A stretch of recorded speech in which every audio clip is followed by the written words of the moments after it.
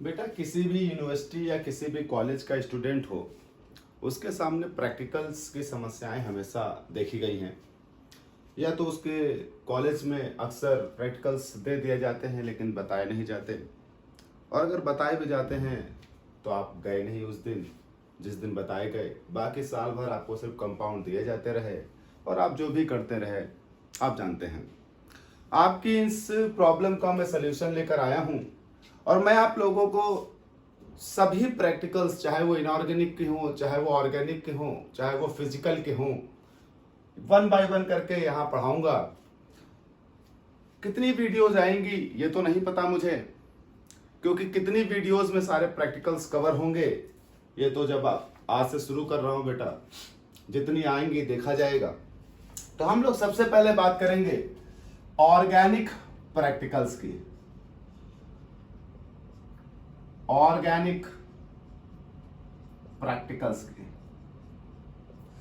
बेटा सभी college universities लगभग एक जैसे ही प्रैक्टिकल्स कराते हैं। अगर कहीं थोड़ा बहुत माइनर चेंज होगा तो आपको बताया जाएगा। चाहे वो बच्चा 11th में हो या 12th में हो, बीएससी के फर्स्ट ईयर में हो, सेकेंड ईयर में हो, थर्ड ईयर में हो, या हायर एजुकेशन एमएससीज में हो, प्रैक्टिकल करने का पैटर्न लगभग सब कहीं एक ही जैसा होता है। थोड़ा सा मैं यहां डिफरेंशिएट करता हूं कि बेटा होता क्या है आमतौर पर कि जो 11th का स्टूडेंट होता है या 12th का स्टूडेंट होता है, या लगभग सभी यूनिवर्सिटीज में बीएससी फर्स्ट ईयर या सेकेंड ईयर का स्टूडेंट होता है, उनके प्रैक्टिकल करने का तरीका एक होता है। अगर आप इनको सेमेस्टर में लिखें, जैसे किसी यूनिवर्सिटीज में ईयर चलता है और बेटा किसी यूनिवर्सिटीज में सेमेस्टर, तो सेमेस्टर में लिखें तो फर्स्ट सेमेस्टर, सेकेंड, थर्ड और फोर्थ सेमेस्टर तक अगर कोई प्रैक्टिकल कराया जा रहा है तो वो सारे यूनिवर्सिटीज, सारे कॉलेजेस में एक तरीके से कराए जाएंगे। वहीं पर अगर आप वीडियो देख रहे हैं और अगर आप ग्रेजुएशन के बीएससी थर्ड ईयर या उससे हायर में हैं, बीएससी थर्ड ईयर और हायर क्लास में हैं, तो आपके यहां प्रैक्टिकल करने का तरीका थोड़ा दूसरा होगा। और अगर आप सेमेस्टर में लिखें तो आप कह लीजिए फिफ्थ सेमेस्टर और हायर। अगर आप फिफ्थ सेमेस्टर और हायर में हैं तो आपके प्रैक्टिकल करने का तरीका बेटा अलग होगा। अच्छा, होता क्या है कि प्रैक्टिकल दोनों जगह सेम ही तरीके से लगभग किया जाएगा। पैटर्न जो होता है वो लिखने का अलग होता है, हेडिंग्स का अलग होता है। किसी के यहां अगर वो 11 12 या बीएससी फर्स्ट ईयर और सेकेंड ईयर में है तो उसके यहां एक ही ऑर्गेनिक कंपाउंड दिया जाता है। थर्ड ईयर या उसके हायर में है तो एक से ज्यादा ऑर्गेनिक कंपाउंड एक दूसरे के साथ मिक्स करके एक मिक्सचर दिया जाता है। तो थोड़ा सा पैटर्न शुरुआत में अलग होगा।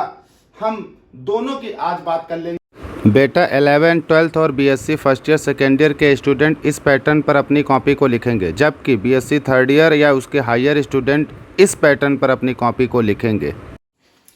तो चलिए बात करते हैं भाई, कैसे टेस्ट आप करेंगे। आप प्राइमरी टेस्ट कर चुके हैं, आप अपने हिसाब से कर चुके होंगे। हम लोग बात करते हैं इग्निशन टेस्ट से। इग्निशन टेस्ट, अच्छा कुछ लोगों के यहां इसे फ्लेम टेस्ट भी कहा जाता है। फ्लेम टेस्ट करते क्यों हैं?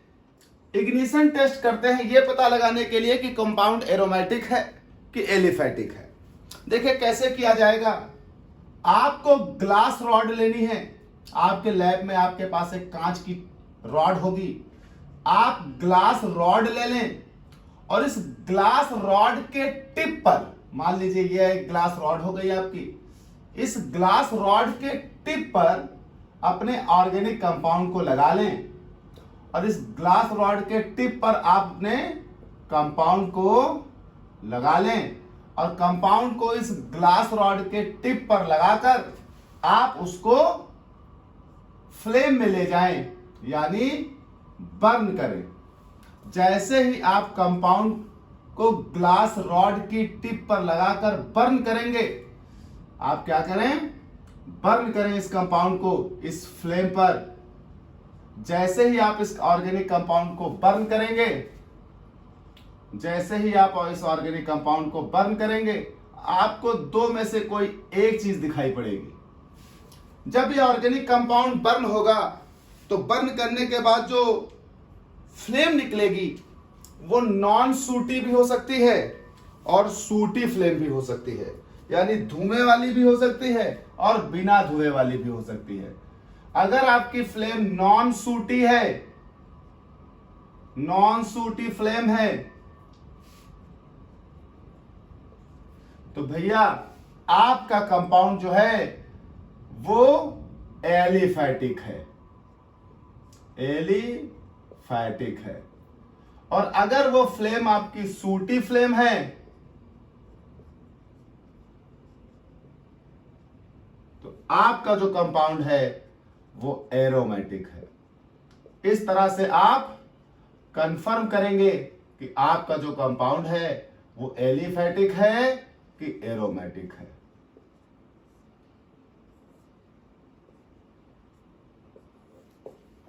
तो बेटा फिर से देखिए फटाक से, आपके पास एक ग्लास रॉड है, ग्लास रॉड में आपको जो कंपाउंड मिला है उस कंपाउंड को लगाएंगे उसकी टिप पर और फ्लेम पर आप उसको बर्न करेंगे।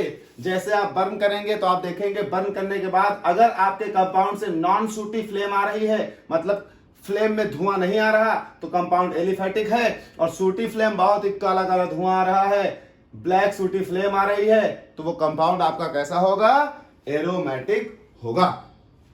क्लियर?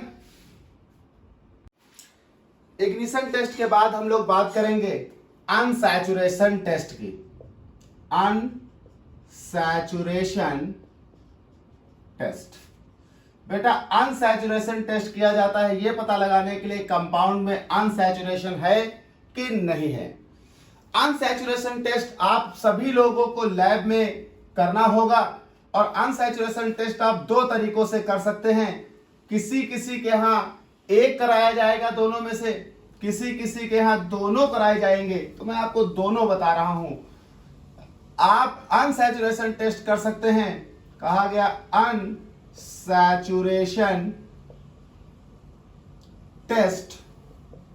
आप अनसैचुरेशन टेस्ट कर सकते हैं एल्कलाइन KMnO4 के साथ।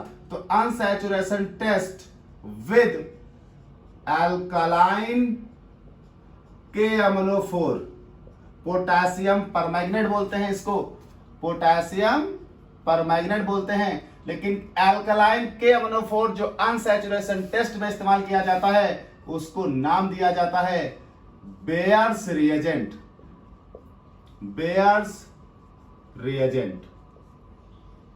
तो आप पहला अनसैचुरेशन टेस्ट कर सकते हैं एल्कलाइन KMnO4 के साथ, या आप नहीं करना चाहते तो आप अनसैचुरेशन टेस्ट कर सकते हैं, अनसैचुरेशन टेस्ट कर सकते हैं विद ब्रोमीन वाटर के साथ। आप दो तरह से अनसैचुरेशन टेस्ट कर सकते हैं। आप अनसैचुरेशन टेस्ट KMnO4 के साथ कर सकते हैं, आप अनसैचुरेशन टेस्ट ब्रोमीन वाटर के साथ कर सकते हैं, या आप दोनों कर सकते हैं। जो लोग KMnO4 वाला करेंगे जरा इधर देखें। पहला, जो लोग अनसैचुरेशन टेस्ट KMnO4 के साथ करेंगे वो क्या करेंगे, आप एक बोरेसिल की टेस्ट ट्यूब लीजिएगा। टेस्ट ट्यूब नॉर्मल भी होगी आपके पास, बोरेसिल भी होगी, आप बोरेसिल टेस्ट ट्यूब लीजिएगा। इस बोरेसिल टेस्ट ट्यूब में आप एक काम करें, 2 ml सुइटेबल सॉल्वेंट ले लें। सुइटेबल कैसे पता चलेगा, जब आपने कंपाउंड की सॉल्युबिलिटी की होगी तो सॉल्युबिलिटी के दौरान आपको पता चल गया होगा कि कंपाउंड किस सॉल्वेंट में सॉल्युबल है। जिस सॉल्वेंट में सॉल्युबल है बस वही सॉल्वेंट आपको यहां लेना है। तो 2 ml सुइटेबल सॉल्वेंट, उस सॉल्वेंट में आपको टेस्ट ट्यूब में ले लिया, उस सॉल्वेंट में आपको 1 पिंच, आप बहुत सारे लोग पिंच नहीं जानते होंगे, एक चुटकी बेटा, एक चुटकी सिंदूर की कीमत वाला एक चुटकी, 1 पिंच कंपाउंड ले लेना है, 1 पिंच कंपाउंड ले लेना है और कंपाउंड को इस सॉल्वेंट में डालकर डिसॉल्व कर लेना है। जब वो डिसॉल्व हो जाए, जब बेटा वो डिसॉल्व हो जाए, तो डिसॉल्व होने के बाद उसमें ऐड करना है, add 1% alkaline KMnO4 solution. Lab में रखा होगा, ये लैब में रखा होगा KMnO4 सॉल्यूशन। इसका जो कलर होगा बेटा वो पर्पल कलर होगा, पर्पल कलर होगा। तो अब उसमें आप ऐड करेंगे, ऐड 1% अल्कलाइन KMnO4 सॉल्यूशन इसमें ऐड कर देंगे। जैसे ही आप 1% अल्कलाइन KMnO4 सॉल्यूशन ऐड करेंगे, अच्छा ऐड करते वक्त आप ध्यान रखिएगा इस टेस्ट ट्यूब में ड्रॉपर से ऐड करिएगा, ये ड्रॉपर में ले लीजिएगा और इस टेस्ट ट्यूब में बूंद बूंद करके डालिएगा। सॉल्यूशन लिख देता हूं मैं by drop, by drop, solution drop by drop. अब ड्रॉप बाय ड्रॉप डालोगे तो ऑफ कोर्स ड्रॉपर से डालोगे, डाला भाई। जैसे ही आप डालेंगे आप देखिएगा आपके सामने 2 ऑप्शन में से कोई एक ऑप्शन दिखाई पड़ेगा। जो मैं 2 ऑप्शन लिख रहा हूं इनमें से कोई एक ऑप्शन आपको दिखाई पड़ेगा। जो ये पर्पल कलर है, कुछ लोगों के केस में ऐसा होगा कि पर्पल कलर डिसअपीयर हो जाएगा, तो मैं लिख देता हूं इफ पर्पल कलर डिसअपीयर्स। जिन लोगों में पर्पल कलर डिसअपीयर हो जाए बेटा उनके में अनसैचुरेशन टेस्ट पॉजिटिव है, अनसैचुरेशन टेस्ट पॉजिटिव है। और जिन लोगों में वो पर्पल कलर डिसअपीयर ना हो इसमें मिलाने के बाद, उनका बेटा अनसैचुरेशन टेस्ट नेगेटिव है। तो कहा गया कि इफ पर्पल कलर परसिस्ट, ज्यों का त्यों रह जाए, पर्पल है पल पर ही रह जाए, तो ये हो जाएगा बेटा अनसैचुरेशन टेस्ट निगेटिव। देखिए भाई फटाक से 2 ml सुटेबल सॉल्वेंट जिसमें भी आपका कंपाउंड डिसॉल्व हो वो सॉल्वेंट आप इसमें ले लें टेस्ट ट्यूब में, बोरोसिल टेस्ट ट्यूब लीजिएगा, तो 2 ml सुटेबल सॉल्वेंट उसमें एक चुटकी कंपाउंड मिला दो, घोल लो, घोलने के बाद उस सॉल्यूशन में ऐड करो 1% alkaline KMnO4 solution drop by drop. ये सॉल्यूशन पर्पल कलर का होगा और जैसे आप ड्रॉप बाय ड्रॉप ऐड करोगे आपके सामने 2 में से कोई एक ऑप्शन दिखेगा। अगर पर्पल कलर सॉल्यूशन डिसअपीयर हो जाए तो अनसैचुरेशन टेस्ट पॉजिटिव, और अगर पर्पल कलर सॉल्यूशन डिसअपीयर ना हो, जैसा का तैसा दिखे आपको, अनसैचुरेशन टेस्ट नेगेटिव। अच्छा हो सकता है कुछ लोगों के यहाँ लैब कुछ ऐसी सिचुएशन में हो कि जहां रोशनी का थोड़ा सा फर्क पड़े, ज्यादा लाइट है कम लाइट है, इस आधार पर हो सकता है ये पर्पल जो है वो लाइट पर्पल थोड़ा पिंकिश कलर का दिखाई पड़े, तो प्रॉब्लम नहीं है। पिंकिश कलर दिखाई पड़े तो भी बात वही अप्लाई होगी कि pinkish colour disappear, pinkish colour persist. इसमें भी पॉसिबिलिटी कि लैब की कंडीशन कैसी है। ये वो हुआ जो लोग अल्कलाइन KMnO4 यानी बियर्स रिएजेंट का इस्तेमाल करके ये टेस्ट कर रहे होंगे। अच्छा कुछ लोग ये वाला टेस्ट कर रहे होंगे, तो भाई देख लें, जिसको स्क्रीनशॉट लेना ले ले। कुछ लोग ये टेस्ट कर रहे होंगे, कौन सा, दूसरा वाला, तो ये हम ले लेते हैं टेस्ट बी। भैया इसको मिटा देते हैं फटाक से। चलिए टेस्ट बी में इतना सेम ही रहेगा भैया। टेस्ट बी में एक नई टेस्ट ट्यूब लीजिएगा या पहली वाले ही आप साफ करके वॉश करके डिस्टिल वाटर से। ये आप टेस्ट ट्यूब ले लें, उसमें 2 ml सुटेबल सॉल्वेंट ले लें और 1 पिंच कंपाउंड ले लें और डिसॉल्व कर लें। तो टेस्ट ट्यूब में 2 ml suitable solvent, 1 pinch compound, 1 चुटकी और डिसॉल्व कर लिया। जैसे ही डिसॉल्व हो जाए आप उसमें ब्रोमीन वाटर ऐड करिएगा। Add bromine water. बेटा ये ब्रोमीन वाटर आपका ऑरेंज कलर का होगा, हो सकता है आपको ब्राउनिश दिखे वहां पर, ब्राउनिश कलर। तो ये ऑरेंज या ब्राउनिश कलर का होगा ब्रोमीन वाटर। तो add bromine water in this by drop by drop, बूंद बूंद करके डालिएगा। और जब आप डालेंगे तो फिर आपके सामने 2 में से कोई एक ऑप्शन आएगा। होगा क्या कि जो ऑरेंज कलर है या तो वो डिसअपियर होगा या परसिस्ट करेगा। तो कहा गया इफ ऑरेंज कलर डिसअपियर्स, अगर ऐसा हुआ तो बेटा अनसैचुरेशन पॉजिटिव है।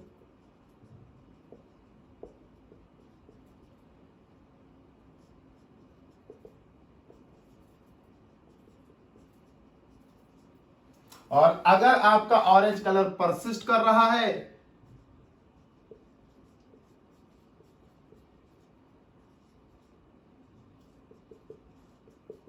तो आपका अनसैचुरेशन टेस्ट नेगेटिव है।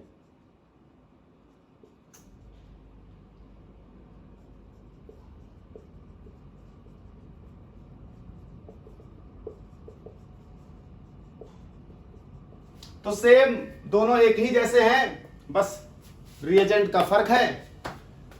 2 ml suitable solvent, 1 pinch compound dissolve कर लीजिए। ऐड करिए bromine water drop by drop. Bromine water orange colour का, अगर ऑरेंज कलर डिसअपियर तो भैया अनसैचुरेशन टेस्ट पॉजिटिव, और अगर ऑरेंज कलर परसिस्ट तो अनसैचुरेशन टेस्ट नेगेटिव। हो गया आपका भैया अनसैचुरेशन टेस्ट, लीजिए कर दिया। अब जरा एक बात भी कर लेते हैं लगे हाथ। 2 टेस्ट पढ़ाए अभी तक तुमको मैंने, एक इग्निशन टेस्ट, एक अनसैचुरेशन टेस्ट। अब वो इसमें से वाइबा क्या पूछेगा, जरा ये भी हो जाए लगे हाथ। तो देखिए वाइबा क्या पूछेगा आपसे। इग्निशन टेस्ट में जो सबसे बढ़िया वाइबा बनता है और बढ़िया टीचर होगा तो आपसे हो सकता है पूछे कि भैया जो आपने इग्निशन टेस्ट किया है उसमें आपने कंपाउंड को जलाकर देखा है, जलाकर देखा एरोमेटिक था तो सूटी फ्लेम आई, एलिफैटिक था तो नॉन सूटी फ्लेम आई। लेकिन अगर आपको हम कोई कंपाउंड लैब के बजाय कॉपी पर लिख दें, यानी थ्योरेटिकली बता दें, तो थ्योरेटिकली आप कैसे करोगे? तो कोई दिक्कत नहीं है। वाइबा की बात कर लेते हैं। तो वाइबा में अनसैचुरेशन वाले से आपसे पूछे कि अगर कंपाउंड थ्योरेटिकली लिखा है तो कैसे? तो देखिए भैया, थ्योरेटिकली अगर हम बात करें तो कंपाउंड पर आप एक रूल लगाएंगे और वो रूल है हकल्स रूल। थ्योरेटिकली अगर आपसे पूछा जाए कि कंपाउंड एरोमेटिक है कि एलिफैटिक, तो आप बोलोगे सर वाइवा में कि थ्योरेटिकली अगर आप हमसे पूछे तो हम कंपाउंड पर हकल्स रूल लगाएंगे, और अगर कंपाउंड्स ने हकल्स रूल का पालन कर लिया या पालन नहीं किया तो ये काम होंगे भैया। अगर कंपाउंड ने हकल्स रूल का पालन कर लिया तो वो एरोमेटिक होगा, और अगर कंपाउंड ने हकल्स रूल का पालन नहीं किया तो वो एलिफैटिक होगा। लो भैया हो गया भाई। दूसरी बात, हो सकता है अनसैचुरेशन टेस्ट में से आपसे पूछे तो कि अनसैचुरेशन टेस्ट में आपने जो 2 अनसैचुरेशन टेस्ट किए हैं, ऐसा कौन सी रिएक्शन हुई जिससे कलर डिसअपियर हो गया? देखिए, जिनमें कलर डिसअपियर हुआ ही नहीं, बात खत्म। जिनमें डिसअपियर हुआ तो जाहिर सी बात है कंपाउंड ने KMnO4 से कोई रिएक्शन की होगी जिस वजह से कलर डिसअपियर हो गया। तो वाइबा में आपसे पूछे कि कंपाउंड और के1O4 के बीच कौन सी रिएक्शन हुई कि कलर डिसअपीयर हो गया, तो आप बोलोगे सर कंपाउंड जो कंपाउंड था उसमें डबल बॉन्ड थे। ये आपके लिए अनसैचुरेशन टेस्ट से वाइबा हो गया कि अगर कंपाउंड है और कंपाउंड में डबल बॉन्ड है तो जैसे ही हम KMnO4 के साथ इसकी रिएक्शन कराते हैं तो KMnO4 ऑक्सीडाइजिंग एजेंट होता है, इस डबल बॉन्ड को ऑक्सीडाइज कर देता है और बना देता है डाइऑल। और जैसे KMnO4 ऑक्सीडाइजिंग एजेंट इस डबल बॉन्ड को डाइऑल बना देता है, KMnO4 बदल जाता है MnO2 में रिड्यूस होकर। अब चूंकि KMnO4 पर्पल कलर था और MnO2 कलरलेस है, यही वजह है सर कि अगर कंपाउंड में डबल बॉन्ड होगा तो पर्पल कलर KMnO4 ये रिएक्शन देगा और MnO2 बन जाएगा, कलर डिसअपीयर हो जाएगा, अनसैचुरेशन टेस्ट पॉजिटिव आ जाएगा। और अगर सर कंपाउंड में डबल बॉन्ड होगा ही नहीं तो ये वाली रिएक्शन होगी नहीं तो KMnO4 का कलर कौन बदलेगा जब रिएक्शन ही नहीं होगी। यही बात आपसे ब्रोमीन वाटर के लिए भी पूछ सकता है कि ब्रोमीन वाटर का जब आपने अनसैचुरेशन टेस्ट में इस्तेमाल किया तो ब्रोमीन वाटर में कलर क्यों चेंज हुआ था, ऐसी कौन सी रिएक्शन हुई थी, तो आप उसको ये बात बताएंगे। तो नीचे लिख रहा हूं कि अगर सर कंपाउंड में डबल बॉन्ड होगा, देखिए तो जैसे ही मैं ब्रोमीन वाटर दूंगा Br2 वाटर, तो ब्रोमीन वाटर ही इससे एडिशन रिएक्शन कर लेता है और ये आ जाएगा Br और ये आ जाएगा Br। और ब्रोमीन वाटर कैसा था बेटा, ऑरेंज कलर। अब भैया जब उसने डबल बॉन्ड से रिएक्शन कर लिया तो ब्रोमीन वाटर रह ही नहीं गया, अब कलर डिसअपीयर। तो वही बात फिर से लौट आती बेटा कि अगर हम अनसैचुरेशन टेस्ट ब्रोमीन वाटर से करते हैं तो अगर मेरे कंपाउंड में डबल बॉन्ड है और वो ब्रोमीन वाटर से रिएक्शन कर लेगा, डबल बॉन्ड टूट जाएगा, ब्रोमीन वाटर एडिशन रिएक्शन के बाद 1,2-डाई ब्रोमो एल्केन बना देगा, या जो भी जिस तरह का कंपाउंड होगा 1,2-डाई ब्रोमो कंपाउंड बना देगा। और 1,2-डाई ब्रोमो कंपाउंड कलरलेस होता है, इसलिए अगर कंपाउंड में डबल बॉन्ड होगा तो ब्रोमीन वाटर से रिएक्शन करके सर 1,2-डाई ब्रोमो कंपाउंड यानी कलरलेस यानी कलर डिसअपीयर। और अगर कंपाउंड में डबल बॉन्ड नहीं हुआ तो ये रिएक्शन नहीं होगी, कलर जस का तस रह जाएगा। तो भैया होप सो कि आप लोग समझ गए होंगे मेरी बात को। इसके आगे हम लोग बात करेंगे नेक्स्ट वीडियो में, कुछ स्टेप बाय स्टेप कुछ वीडियोस आएंगी। इसके आगे हम लोग नेक्स्ट वीडियो यानी ऑर्गेनिक केमिस्ट्री प्रैक्टिकल पार्ट 2 में पढ़ेंगे।